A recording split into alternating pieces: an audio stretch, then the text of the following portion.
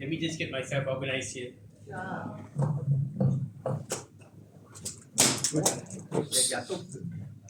Still standing. Okay, thanks.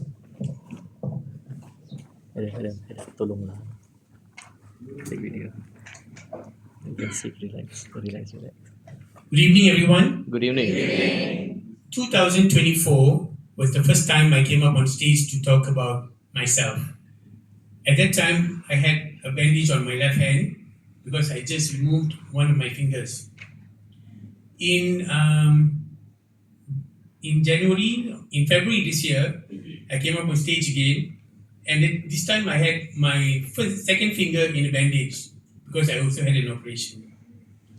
Now I'm up on stage again, and my middle finger has a problem now. So I'm actually worried now about coming up on stage the next time. And yesterday when I went to the hospital to see the doctor, I said, "Doctor, you got to do something. I'm running out of fingers on my left hand." So thank you everyone for taking the time to be with us tonight. I know it was not easy coming over here with the traffic jam and the rain and everything, but we hope that you will go back this evening with renewed motivation and something that you have learned from us. Now, my challenges begin from the time I was born, because I had the umbilical cord around my neck and almost didn't make it. If doctor was late by a couple of seconds, I wouldn't be standing here. But then after that, I was also down with pneumonia, and I was in the hospital for the first 2 months of my life, and I was underweight. Fun fact, in my entire life of living, that was the only time I was thin. After that, that's a different story already. So I had a loving family with one crazy uncle, but I won't go into that. And I was born in KL, and in 1972, I moved to Ipoh to start schooling. I did my entire schooling in Ipoh from Form Standard 1 to Form 5. My godparents were living in KL, and every time we had school holidays, if the school closes on Friday, on Saturday I'll be on a bus or a train and come down to KL. And if school's reopening on Monday, I will go back only on Sunday. And when I was 15, one of my aunties took me to the Ming Court Hotel in Kuala Lumpur. At that time, in the 80s, the Ming Court Hotel was like one of the most famous and very well-known hotels in KL. And when I walked into the lobby of the hotel, that really changed my entire perception. And I knew that's when I wanted to be a hotelier. And at that time, there was also the TV series Hotel. I don't know if you all remember it. Yeah. And I used to wait every week to watch it. Also at that time, when I was 15, let me tell you something about Indians. No matter how educated and well versed they are, if somebody tells them that there's a fortune teller who can tell you something about what your future is going to be, they'll be the first one there. My family was no different. So somebody told that there's this lady from India who can tell you the entire future from the time you were born until the end. And we got her to come to the house. So she told us about me two things. One is that through my entire life, there will be people to assist me, and most of the time they will all be ladies. Second thing is that there's no future for me. I will end up being a security guard or something. And my godmom, when she heard that, that was like, get out of my house, sort of thing. So yeah, so anyway, with the intention of becoming a hotelier, after my Form 5 exam, I did hotel management and I started working. And I came up the corporate ladder. And along the way, I worked most of the time in the Peninsula Malaysia. And at one time, I was working in Penang. And we had a function which included the local ministers. Thank you.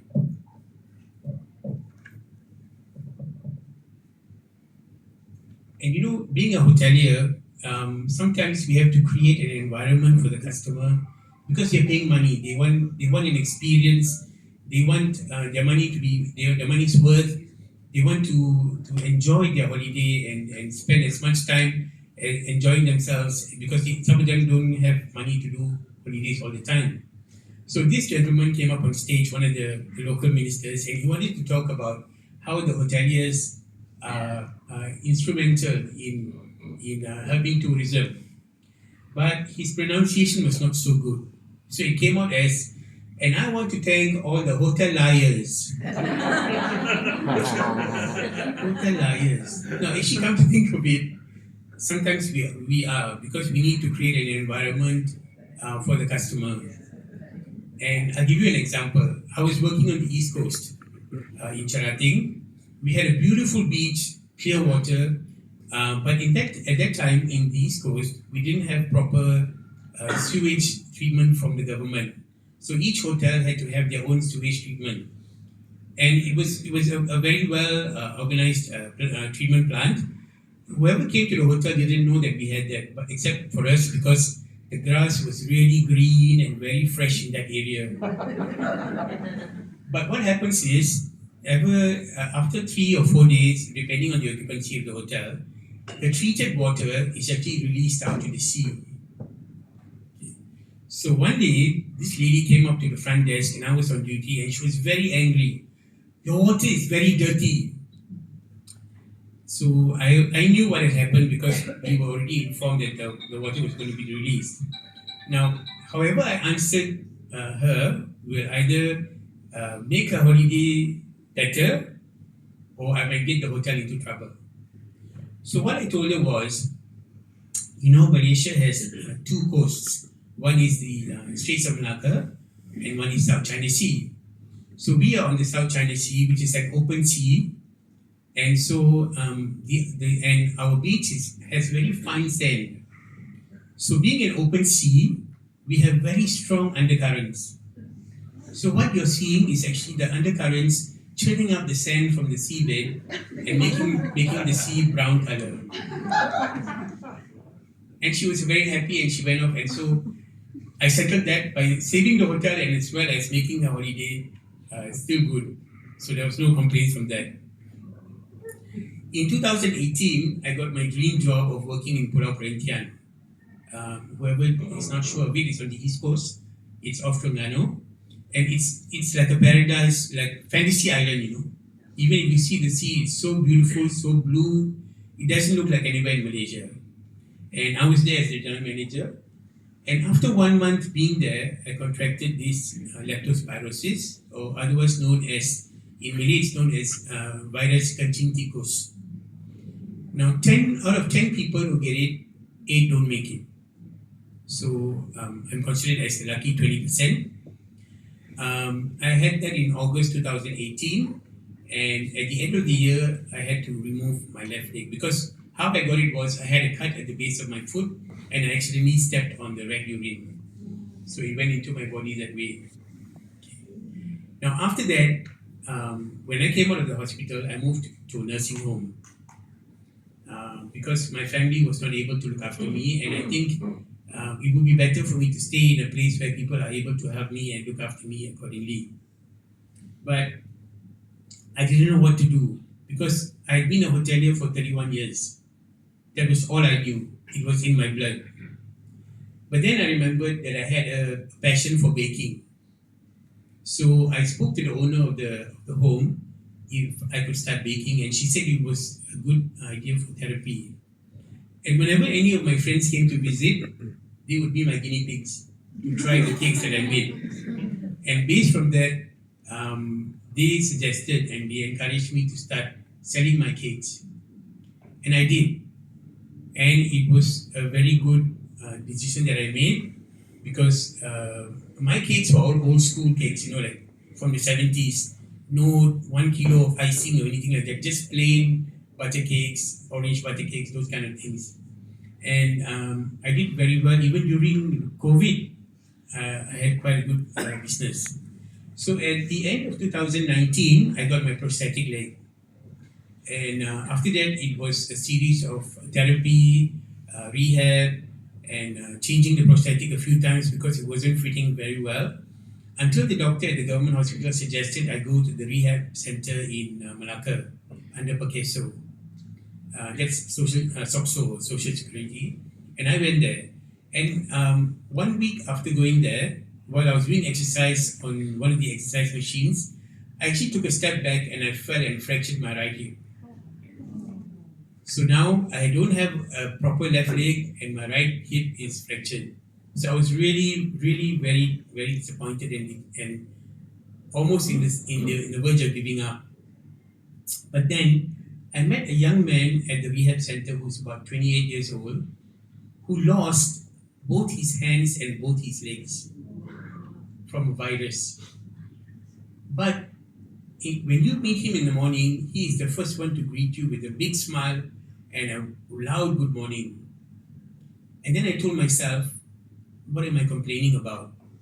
I only lost a leg and my fracture is going to be, will get better soon with proper treatment and everything. So that sort of got me going and I said, okay, this is not the end of the world.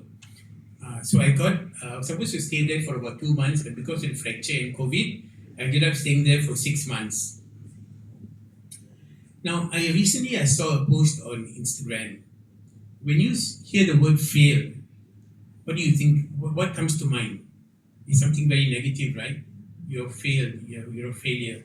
But actually, there's a positive way to look at it. Fail is first attempt in learning. So all this while we've been conditioned to, when we hear the word fail, is that you're useless, you're no good. But this one is actually something that's really good and gives you a new life.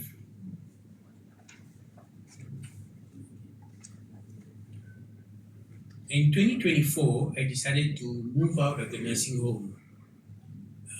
It was a decision that really took a bit of courage, and I really had to think very seriously about it because I would be staying on my own without any assistance. So what I did was I went and looked for an apartment that was a studio apartment because at home I use a wheelchair. And I found this in Setia Alam. Also, in 2024, business was quite slow because after COVID, every Tom, Dick, and Harry was a baker. So I didn't, and the price of things went up so much, so I didn't want to compete with that. And the nursing home that I was staying in, the lady that was helping me and with the baking and looking after me had to go back to the Philippines. So all these things came into play, and they wanted to increase my monthly rental to 3,200 a month, which I said that's too much. So I decided to move out. And I moved out to Setia Alam in August 2024. 3 years ago, I came to Wheelpower Unlimited event like this, sitting where you are. I was introduced to Master David by a dear friend of mine, Mama Cindy, and she told Master David, hey, this fella, take him lah, train him lah to talk. He can talk so much already. Take him and put him on the stage. And having to share his story. So when I came to Wheelpower, Master David promised me 2 things. One is to get me to be able to come up here and talk. And the second thing is to help me write my book. So I'm already here on stage, and I'm glad to announce that my book still standing.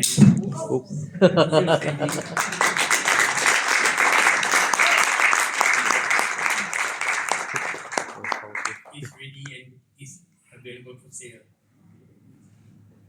Now, a lot of people would think that after losing a leg, after losing a finger, after all these things that I've been through, that I should be giving up.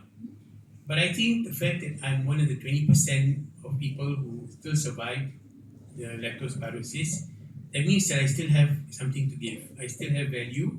And a lot of people have actually got in touch with me saying that seeing me carry on after all these things that happened to me has given them the courage and also the drive to move on, which really made me feel good.